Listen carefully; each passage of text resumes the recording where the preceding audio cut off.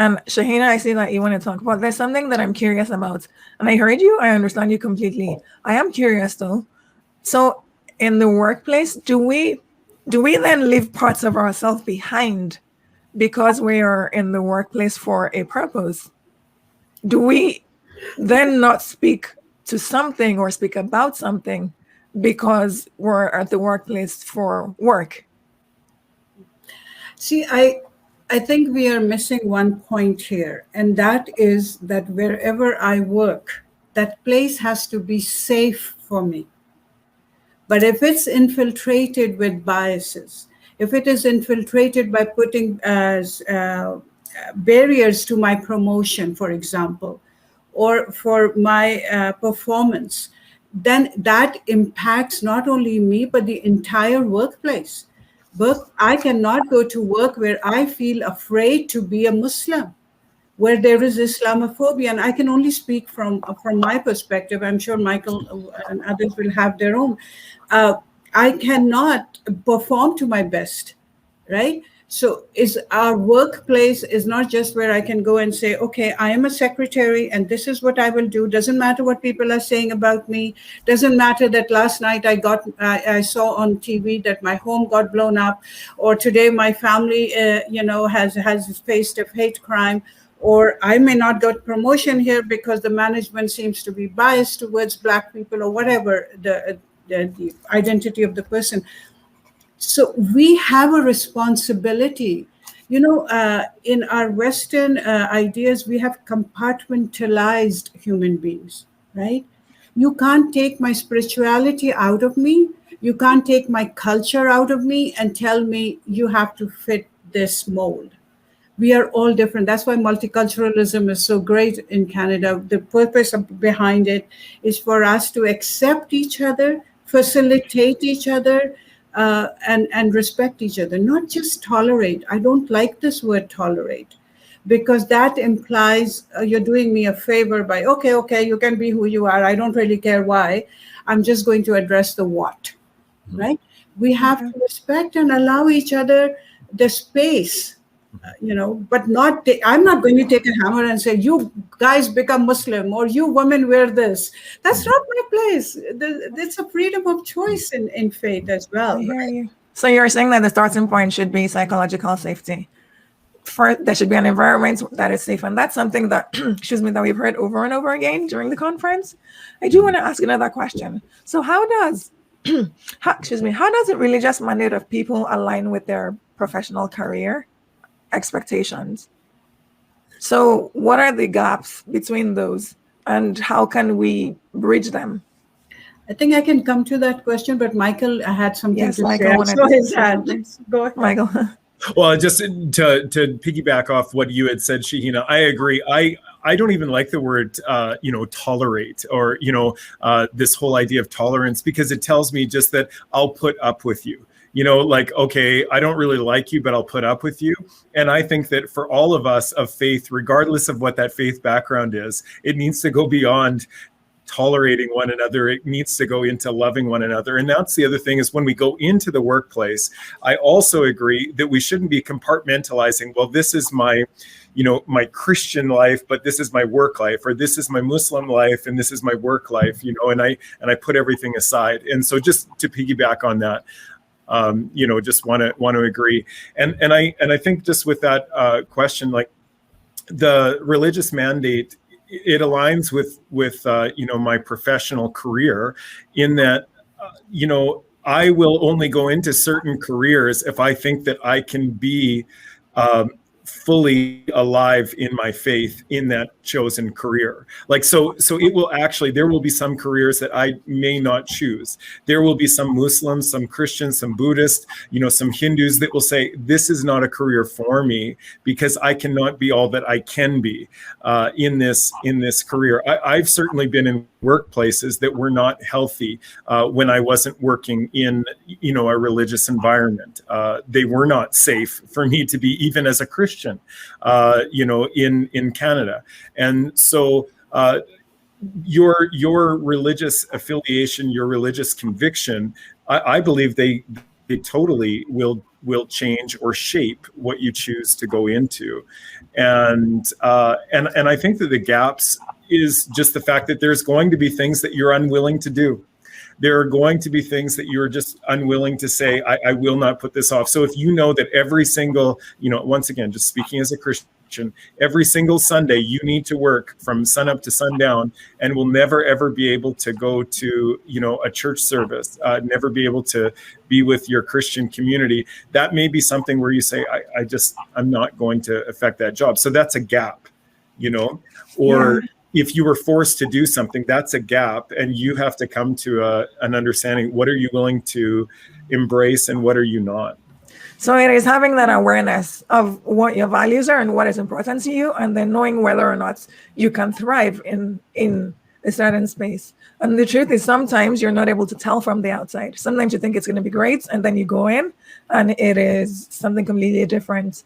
What I do want to know, though, is what are some inclusive strategies that we can start to put in place in the workplace for everyone to thrive, regardless of what their religion is, what their sexual orientation is? How do we begin to create those safe, inclusive spaces? Anybody can jump in on that one. Reverend, did you want to give it a go? Well, I think, like we've been, talking about, to create a safe place for everybody, we need a place of respect. Let's respect everybody, regardless of who they are, regardless of what their religious background would be. I think it's also important for us to maybe learn. Sometimes it's plain ignorance on people's part for not knowing who this person is and who that person's background, what that person's background is. So let us be, like, Shahina has been saying, let's approach one another with a sense of humility and to appreciate the other person for whatever or whoever they might be. And I believe that as we live together with a mutual sense of respect and learn to appreciate one another for whoever they are, I think that will minimize, the conflict that we create for one another. Michael, looks like you're. Yeah, I think we just need very strong HR practices. I think we've got to see religion being taken more seriously in issues of HR, that we can actually, by having a fuller understanding of religion and different backgrounds, and even non-religion, if you will, of saying, hey, let's put this into our policies. Let's make this policy. Let's make sure that our management and our leadership understand the various backgrounds. You don't have to be fully immersed in them, but have an understanding. And when that happens, it will allow us, where we don't, like Shahina had said several minutes ago, you're not going to have a gentleman that is not able to climb the corporate ladder because of sheer either indifference, ignorance, and I think that healthy HR practices are going to steer this. Like, I believe if we start putting in good, healthy HR practices today, it is going to make a difference. Maybe not tomorrow, but certainly in the coming years, we are going to see a shift where there's more of an openness. And so I really believe it has to happen at the policy level. And our management needs to understand these things. You can't just talk about flowery language. Oh, let's just all love one another. At a certain point, it's got to be backed up by policy. There has got to be consequence for behavior that is not healthy in the workplace.